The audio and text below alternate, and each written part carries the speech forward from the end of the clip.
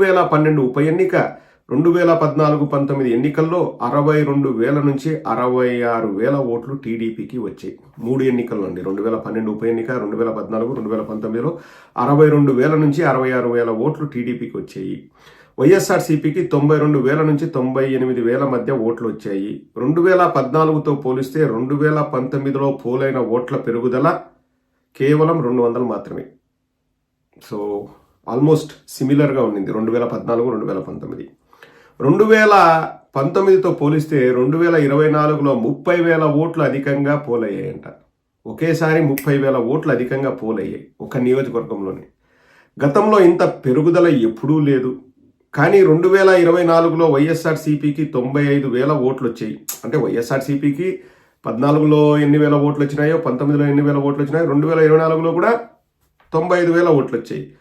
కానీ గత ఎన్నికల ఫలితాలతో చూస్తే వైఎస్ఆర్సీపీ ఓట్లు అలాగే ఉన్నాయి. కానీ టీడీపీకి మాత్రం 96,000 ఓట్లు వచ్చాయి. అంటే 2019తో పోలిస్తే 2024లో అధికంగా పోలైన 30,000 ఓట్లు కూడా టీడీపీకే పడ్డాయని అర్థమవుతుంది. అధికంగా పోలైన ఈ 30,000 ఓట్లు ఒకే పార్టీకి ఎలా పడతాయి? ఇది సాధ్యమేనా? ఇది నమ్మశక్యమేనా అని చెప్పేసి గడికోట శ్రీకాంత్ రెడ్డి గారు పెట్టారు. Very very interesting. ఒకేసారి 30,000 జంప్ అయ్యాయంటే ఒక కాన్స్టిట్యుయెన్సీలో, మళ్ళీ ఇది పునర్విభజన కూడా కాదు, అదే కాన్స్టిట్యుయెన్సీ, అవే మండలాలు, అవే ఊర్లు, అవే పోలింగ్ బూత్లు, ఒకేసారి 30,000 పెరిగినాయి అంటే ఆలోచించాల్సిన విషయం. అండ్ ఆ పెరిగిన 30,000 కూడా గంపగుత్తగా టీడీపీకే పడ్డాయి. సో అతను చివరికి ఒక 3,000 ఓట్ల తేడాతో గెలిచాడు. ఎవరు? టీడీపీ అభ్యర్థి. ఇప్పుడు రాయచోట్లో ఏం జరుగుతుందన్నది నేను ప్రత్యక్షంగా చెప్పాల్సిన అవసరం లేదండి. సుగవాసి బాలసుబ్రహ్మణ్యం గారు రాయచోటి వాస్తవ్యులు. వారు తెలుగుదేశం నమ్ముకొని ఎప్పటి నుంచో ఉన్నారు. వాళ్ళ ఫాదర్ 3 సార్లు ఎమ్మెల్యే, ఒకసారి ఎంపీ, జిల్లా అధ్యక్షులుగా పనిచేశారు. ఎన్నో పదవులను వారు అలంకరించారు. అండ్ ఆ కుటుంబానికి చాలా మంచి పేరు ఉంది. అధికారంలో ఉన్నప్పుడు, ఇక్కడ పాయింట్ టు బి నోటెడ్, ఎవరైనా కానీ వీలైనంత సంపాదించుకుందాం, లేకపోతే పలుకుబడి పెంచుకుందాం అని అనుకుంటారు. కానీ సంవత్సరం తిరగకుండానే బాలసుబ్రహ్మణ్యం అనే నేత, అతను రాజంపేట ఎమ్మెల్యేగా కూడా పోటీ చేశాడు, కానీ సొంతూరు రాయచోటి. అతను రాజీనామా చేశాడంటే పరిస్థితి ఎంత దారుణంగా ఉందో ఒకసారి మీరు ఆలోచించండి. కానీ 30,000 ఓట్లు పెరిగితే ఆ 30,000 ఓట్లు కూడా ఒకే పార్టీకి పడ్డమన్నది ఆశ్చర్యానికి గురి చేస్తుంది. అలా ఎలా పడతాయి? ఒకటి, దొంగ ఓట్లైనా ఎక్కిండాలి. మరి మనమే అధికారంలో ఉన్నాం, ఏం చేస్తున్నాం మనం? వైఎస్ఆర్ కాంగ్రెస్ పార్టీ అధికారంలో ఉండింది, ఏం చేస్తున్నారు? 2, పోలింగ్ బూత్లో ఏం జరిగిందన్నది ఒక ఆయన శర్మ అని ఐఏఎస్ ఆఫీసర్ ఉంటాడు. ఆయన అంటే రిటైర్డ్ ఐఏఎస్ ఆఫీసరు. ఆయన చెప్పాడు 6 గంటల వరకు 60% పోలింగ్ అయితే 8 లోపల చూస్తే 20% పోలింగ్ పెరిగింది. ఒక్కొక్క కాన్స్టిట్యుయెన్సీలో 26,000 ఓట్లు అదనంగా పడ్డాయని నేను మొన్న కూడా వీడియోలో చెప్పాను. ఆయన చెప్పాడు. సో అలా చూసుకున్న దొంగ ఓట్లైనా పోల్ అయి ఉండాలి. మరి మన వాళ్ళు ఏం చేస్తున్నారు? పోలింగ్ రోజు అప్రమత్తంగా ఉండాలి కదా. ఇంకా లేదా ఈవీఎం నొక్కడమైనా జరిగింది. అది మరి 30,000 ఓట్లు ఒకరికే పడ్డాయంటే, అంటే పెరిగిన ఓట్లు అన్నీ కూడా ఒకరికే పడ్డాయంటే అనుమానాలకు తావిస్తుంది. మన వాళ్ళు కౌంటింగ్ రోజు కూడా అండి, సరే 10 గంటలకో 10:30కో ఫలితాలు మనకు ప్రతికూలంగా ఉన్నాయంటే ఏం సాయంత్రం వరకు ఉంటే సరిపోదు. అందరూ బయటకు వచ్చేసినారు. వాళ్ళు ఇష్టారీతిన వాళ్ళు నెంబర్లు చెప్పుకున్నారు. ఆడ ఏజెంట్లు లేరు, పోటీ చేసిన వ్యక్తులు లేరు. ఏముంటే ఏమవుతుంది? ఆడ లేకుండా వెళ్ళిపోయినారు. ఆడ కూడా తేడాలు వచ్చినాయి మెజార్టీల్లో. ఎవరికి ఇష్టం వచ్చినట్టు వాడు మెజార్టీలు వేసుకున్నాడు. ఎవరు ఏజెంట్లు ఉండి ఇప్పుడు రిజల్ట్ వచ్చినప్పుడు తెలుగుదేశానికి 952, వైఎస్ఆర్ కాంగ్రెస్ పార్టీకి 630, ఏదో మెజార్టీ 300 చిల్లర, అది ఇదంటే ఆడ 2 ఏజెంట్లు ఉంటారు. తెలుగుదేశం ఏజెంట్ ఉంటాడు, వైఎస్ఆర్ కాంగ్రెస్ పార్టీ ఏజెంట్ ఉంటారు. ఓకే అంటే అక్కడ రాసుకుంటారు. తెలుగుదేశం కూడా ఒక్కడున్నాడు అనుకో, 950 తెలుగుదేశానికి, 100 వైసీపీ అన్నాడు అనుకో, 800 మెజార్టీ రాసుకో. ఇవి ఉంటే కదా ఇవ్వడం చూసేది. ఇది మనం కొన్ని విషయాల్ని మనం ఒప్పుకోవాలండి. ఇది పూర్తిగా మన పార్టీలో వైఫల్యం అని మనం ఒప్పుకోవాలి. అలా అన్ని ఓట్లు అధికంగా యాడ్ అవుతున్నాయి లేదా ఎలక్షన్స్ ముందు యాడ్ చేస్తున్నారు అంటే మనం చూసుకోవాలి కదా. ప్రతి గ్రామంలో మనం వెరిఫై చేసుకోవాలి కదా. ఎవడు కొత్తగా వచ్చిన ఓటర్ ఎవడు, వాడు నిజంగా ఆడే ఉన్నాడా, వాడికి ఇంకో చోట కూడా ఓటు ఉందా, ఇవన్నీ కూడా వెరిఫై చేసుకోవాలి కదా. వెరిఫై చేసుకొని కంప్లైంట్ ఇవ్వడం ఏదో చేయాలి కదా. చేయలేదంటే మనం సరిగా చేయలేదని అర్థం. ఇప్పుడు అనుమానాలకు తావిస్తోంది, నమ్మశక్యంగా లేదంటే చేతులు గాలినాక ఆకులు పట్టుకొని ఏం లాభం?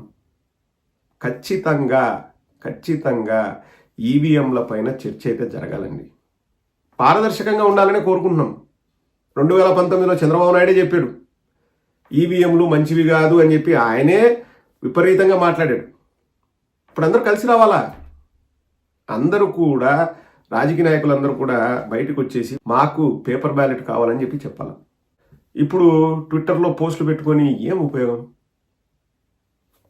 ఖచ్చితంగా అండి చాలా అనుమానాలు ఉన్నాయి. కొందరైతే నివ్వరపోయారు. ఏంద్రా స్వామి, వీడికి ఇన్ని ఓట్లు వచ్చినాయా, వీడు గెలిచినాడా? ఇప్పుడు కొందరు ఉన్నారు, పేర్లు ఎందుకులే, గూగుల్ మ్యాప్స్ ఎమ్మెల్యేస్ అనమాట. వాళ్ళు జీవితంలో ఆ కాన్స్టిట్యుయెన్సీలో అడుగు పెట్టిండ్రు. వాళ్ళ జీవితంలో వాళ్ళకి సంబంధం లేని కాన్స్టిట్యుయెన్సీలు ఊరు బయట కారు ఆపి కారులోంచి దిగమని చెప్పి పార్టీ ఆఫీస్కి పో అంటే ఎవరిని అడగకుండా, లేకపోతే ఎవరిని వాకప్ చేయకోకుండా, గూగుల్ మ్యాప్స్ చూడకుండా అతను వెళ్ళలేడు. అంత దయనీయ పరిస్థితిలో ఉన్న వాళ్ళు కూడా గెలిచినారు. అదెట్ట సాధ్యం? పోనీ అక్కడ 5 ఏళ్ళు లోకల్గా ఉన్న ఎమ్మెల్యే బాగా చేయలేదా అంటే బ్రహ్మాండంగా చేసినారు. రాష్ట్రంలోనే one of the best working MLA అతను కేతిరెడ్డి. సత్యకుమార్ అనే అతనిది ఆ ఊరు కాదు, ఏదో మా ప్రొద్దుటూరు అంటారు. మా ప్రొద్దుటూరులో కూడా ఎప్పుడు లేడు. ఎన్నో వెంకయ్య నాయుడుకు పిఏగానో ఎన్నో ఉండి ఢిల్లీలో ఏదో లాబింగ్లు చేసుకుని ఏదో ఎమ్మెల్యే సీటు కొట్టినాడు, తర్వాత మంత్రి కూడా అయినాడు. అంత లాబింగ్లే. ఇది ప్రజాక్షేత్రంలో ఉండి ప్రజలకు మంచి చేసి కాదు. అతను గూగుల్ మ్యాప్స్ 1, ఇంకా 2వ గూగుల్ మ్యాప్స్ ఆదోని ఎమ్మెల్యే, మా డెంటిస్ట్ అతని పేరు పార్థసారథి. అతను గూగుల్ మ్యాప్స్ 2. అతను 50,000 40,000తో గెలిచినాడంట. 50,000 40,000 ఎంతో, వాటెవర్ 17,000 వాటెవర్ ఇట్ ఈస్. అసలు అతనికి ఏం తెలీదు, ఆదోని అనే ప్లేసే తెలీదు. అతనికి అక్కడ సీట్ ఇస్తాము అని చెప్తే అతను కూడా నాకు ఎందుకురా స్వామి అక్కడ, నేను ఓడిపోతా అని చెప్పి వాళ్ళ ఫ్రెండ్స్తో అన్నారు. ఆ విషయం కూడా నాకు తెలుసు. వాళ్ళు గెలవడం అన్నది పెద్ద వండర్ అండి. అంటే ఎంపీలు ఎక్కడైనా పోయి పోటీ చేస్తారు. ఎంపీలు ప్లేసులు మారినే పెద్ద ఎఫెక్ట్ చూపించవు. కానీ ఎమ్మెల్యే అనేవాళ్ళు స్థానికంగా ఉండి కార్యకర్తలతో మాట్లాడుతూ మమేకమై పనిచేసే వాళ్ళకే ఇస్తారు. 80 to 90, 95, 99% వీళ్ళు ఎగ్జెప్షన్స్. కానీ గూగుల్ మ్యాప్లు లేకోకుండా పార్టీ ఆఫీస్కి పోలేని వాళ్ళు కూడా గెలిచినారు. ఈసారైనా వైఎస్ఆర్ కాంగ్రెస్ పార్టీ వాళ్ళు స్థానికంగా ఎక్కువ, ఇంతకుముందు ఉండొచ్చు, అప్రమత్తంగా ఉండొచ్చు, కానీ ఎక్కువ విజిలెంట్గా ఉండాలి. లేకపోతే ఇటువంటివి పునరావృతం అవుతూనే ఉంటాయి. మనం గట్టిగా ఉండి మనం ఎక్కడికక్కడ విషయాల్ని ఒక సెంట్రలైజ్డ్ సిస్టమ్ లాగా ఏర్పడి చేసుకోకపోతే కష్టం. అందుకనే అండి, అన్నిటికంటే ఒక రీజనల్ పార్టీలో ద మోస్ట్ ఇంపార్టెంట్ థింగ్ ఏంటంటే నెట్వర్కింగ్ అనేది మోస్ట్ ఇంపార్టెంట్. ఆ పెద్ద నాయకులకి వాళ్ళ కార్యకర్తలతో ప్రతి నిత్యం మాట్లాడుతూ ఉండాలి, అందుబాటులో ఉండాలి. ఫోన్లు చేస్తే లిఫ్ట్ చేయకపోవడము, ఫోన్లు చేస్తే దొరకపోవడము, ఇట్లా ఉంటే ఎవరికి ఇంట్రెస్ట్ ఉండదు. అక్కడ మార్పు తీసుకొచ్చి